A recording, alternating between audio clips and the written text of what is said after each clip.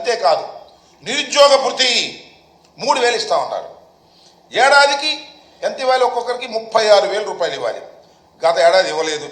ఈ ఏడాది కూడా కేటాయింపులు బడ్జెట్లో లేనే లేవు. అంటే ఈ ఏడాది కూడా ఎగ్గొట్టేటటువంటి కార్యక్రమాన్ని తీసుకున్నారు. అంటే ఒక్కొక్క నిరుద్యోగికి 52,000 బాకీ పడ్డాడు. ఇది మోసం కాదని అడుగుతా ఉన్నా. ఏమండి చంద్రబాబు నాయుడు గారు, ఏమండి కూటమిలో ఉన్నటువంటి ముఖ్యులు నారా లోకేష్ గారు, మంత్రి గారు, నేను అడుగుతా ఉన్నా, దిస్ ఈజ్ నాట్ చీటింగ్ అని అడుగుతా ఉన్నా. ఇలా మీరు మోసం చేసేటటువంటి కార్యక్రమం చేస్తున్నారు. ఇక తల్లికి వందనం గురించి చెప్పాల్సిన అవసరమే లేదు. తల్లికి వందనం నీడు బడ్జెట్లో కేటాయించారు. 500 కోట్లు ఎంతో కేటాయించారు. ప్రతి పిల్లవాడికి, తల్లికి కాదు ప్రతి పిల్లవాడికి. జగన్మోహన్ రెడ్డి గారు అయితే 2 పిల్లలున్నా 3 పిల్లలున్నా తల్లికి 15,000 రూపాయలు ఇచ్చాడు. మేము రానిండి అధికారంలోకి, ఎంతమంది పిల్లలుంటే అంతమందికి అన్ని 15,000.